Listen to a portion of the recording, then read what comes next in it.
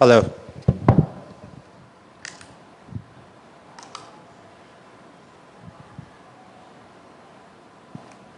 Well, congratulations. How are you feeling after that performance? I feel relieved. I can breathe. Blessed, thankful, grateful, happy. Uh, I'm, I'm just tired. I'm tired, but I'm happy that I got the win. We got the job done today, and it's gonna be nice. Just take a second. When you say relieved, is that a normal feeling or was there something special going into this fight that was on your shoulders? I was mainly just fighting a lot of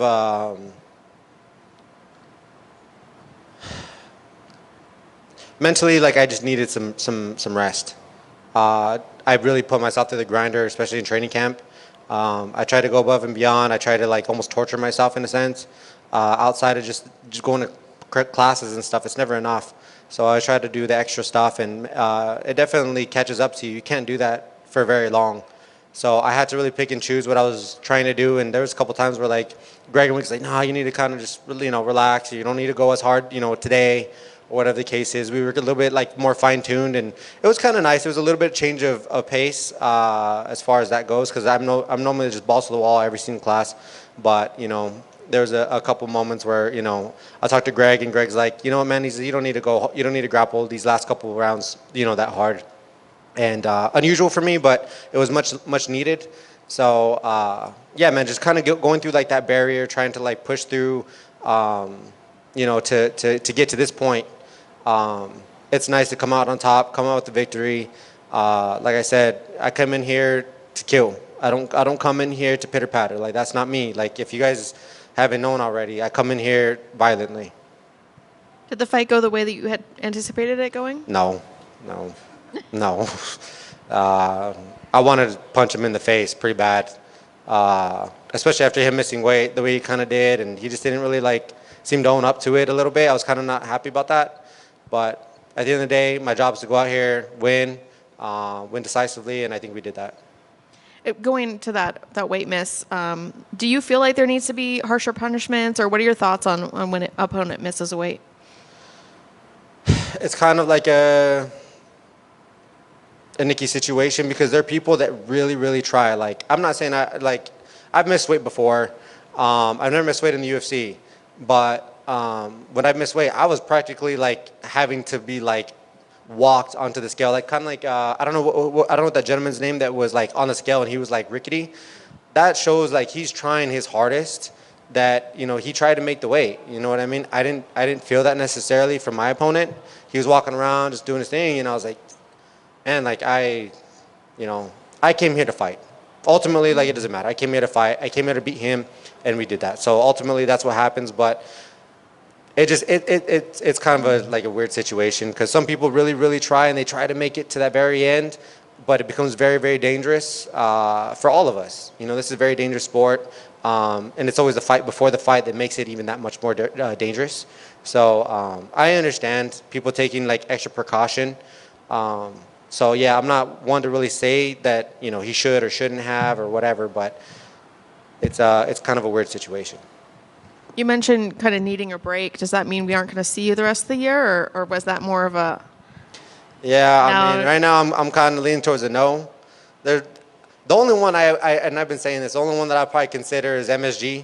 I'd love to fight there, but I'm sure they'll go there again. So if it doesn't happen this time, I'm sure I can make my way into another card. Hopefully, that's over there. But yeah, right now I don't really have any plans to do something, anytime soon. Do you think you did enough to get a bonus? That's not for me to make that call. I hope so. I mean, do you think I did enough? I mean, I hope so. I think that this card should be like everybody deserves a bonus. All the Yeah, it finishes. looks like It's there's been some good it's been fights. wild. It Yeah. looks like there's been some good fights. I'm gonna keep, trying to make them. We'll see, man. We'll see. I'm glad I don't have to make that call. Thank you. Just pay everybody a small piece. Exactly. Why not? You mentioned going into the weigh-ins. They recently changed to where everybody has to weigh in that first hour. Do you like it like that, or did that change anything for you, or did you typically already go in like you didn't need that second hour? I didn't need the second hour. I actually was the first one like there. Yeah. But I don't think that that's like It's hard because you got to wake up at like, some of us got to wake up at 4 in the morning to start the weight cut. So having that little extra time does help some of us. You know what I mean? I think my last fight, you know what I mean? I had to go into the second hour. It just is what it is, and it makes it a little bit more tough. And I understand, like, the UFC's the UFC, the protocols are the protocols. I get it. You guys make the rules. We don't have to necessarily like the rules, but we just understand them. And I think if you abide by them, it is what it is. But truly, I do think that, that second hour would help some people for sure. And I don't know if you had any sort of frustration when he initially took your back and then you were able to kind of reverse out and then you start dropping the elbows. It almost seemed like you were kind of pissed off at him for trying to take your back a little bit. What was your initial thoughts when he did take your back? Were there any kind of, not that you were ever worried, but did you know that he put himself in a bad position that you were able to kind of reverse and eventually get to the finish from that? I was more pissed off at myself. Like, I was like, God, stupid Steve. Like, you dummy. Like, why he had my back. I know exactly what to do. When he has my back, he tried to get the figure four. Like, I stopped that. I just knew I had to get the 2-on-1. I tried to find that. He was strong. Like, I knew he was going to be strong. I just knew I was going to take, like, an extra step to get to where I needed to get to. And then finally, like, I was like, all right. Like, he did piss me off in there. I was like, to hell with this. Like, I'm going to get him. You know what I mean? So got out, reversed it, and then I was able to get to work. Yeah, some of those elbows were nasty. I don't know if that's the kind of thing you're able to practice in the camp leading up to it. But I mean, they were very sharp elbows. Is that something that you sort of tuned up for this fight, or is that just something you work on in general? If you come to Greg Jackson's Tuesday and Thursday class at Jackson Wink Academy, you will have a day. And again, you're continuing your run of not making it to the third round. You're getting another finish. I think the last time that we saw you go into the third round was, I think, a decision loss or something along those lines. But you have a knack of getting fights done early. Is that something that you even consciously think about, or is that's just your fight style, that the fights tend to either end in the first or the second? It kind of seems to be just ending sooner. I felt like the second round was like my sweet spot for a minute, but yeah, man. Like I said, I train to go 3 rounds as hard as possible, and like my coaches make sure that like I'm ready for that. So like I'm confident that if we go into the third round, I'm fine. That was actually the game plan for this fight going into the fight with Nelson.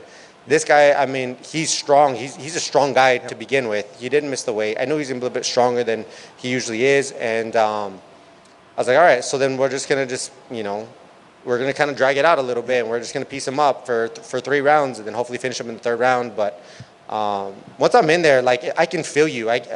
We have this presence, we have this energy that we share, that you don't really share with other people.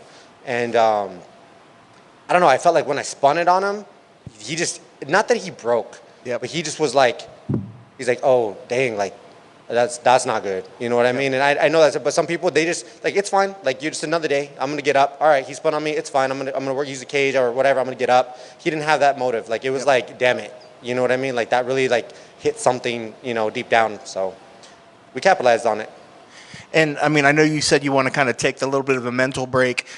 How long do you give yourself before you actually go back and like watch tape? Or do you distance yourself immediately from the fight when the fight's done? Do you just take some time where you don't even think about the recent fight? You just go do all the other kind of things? Or do you actually dial up the tape on Monday and take a look at it and start thinking about what you did? Nah, man, there's this thing called social media, and it just freaking... You let them do it for you? Nuts, man. It's like just notification. But no, sometimes my coaches will pull it up on the way back home or to the hotel or whatever, and you kind of watch it and stuff, and you're like, oh man, like you don't remember half the things that you did in there. So it's kind of cool. But as far as dissecting it, it just depends. So like this, after my last fight against Troy, I just hopped on a treadmill that Monday and I put it on ESPN Plus because I was like, I just don't remember anything. And I'm my biggest critic. That's also why I don't like to put it on too much. But I knew I was getting ready to. Well, I didn't know I was getting ready to. But I just had this feeling. I did have this feeling. I was like, I'm probably gonna get back in there probably soon. And I just wanted to see what they would probably see when they fought me. So I was like critiquing myself. Yep. And I kind of figured Nelson would try to throw a kick, low leg kicks and stuff like that, just because Troy landed that. But it didn't pan out. So it's all good. And I know the fight just happened, but you know, when you go back on Monday, is there anything that's sticking in your head already from this particular fight that you're like, man, I got to really work on this? Or was it just that initial back take that you're like, I can't let that happen? It was like I'm more upset that like I fell over. I don't like. Did I not have my feet underneath me? Like that's my biggest question right now. That's the only thing that's like irritating me, like in the back of my head. But everything else, you know, Greg called it out. You know, I mean, 2-on-1. When we're ready, we're gonna, you know, reverse it. Everything happened. You know, just get my butt out. You know, and get my underhooks. Keep him on the ground. Don't let him up. You know, that type of thing. And that was literally pretty much his words. I just listened to him. What's it like working with Jackson? It's it's the funnest thing ever. I love it. It's you got honestly, all right. You have the two most like realest dudes in the gym, and they call themselves good cop and bad cop. Mike is the bad cop and Greg's the good cop. But man, I can see that. They definitely know how to just like operate someone's corner. They know how to operate a gym. They know how to. They understand the meaning of teamwork, and they know how to work well together. And I'm blessed to have them in my corner, and so is everybody else in my gym. So we're all grateful at Jackson Wink Academy. Congrats on the victory. Thank you.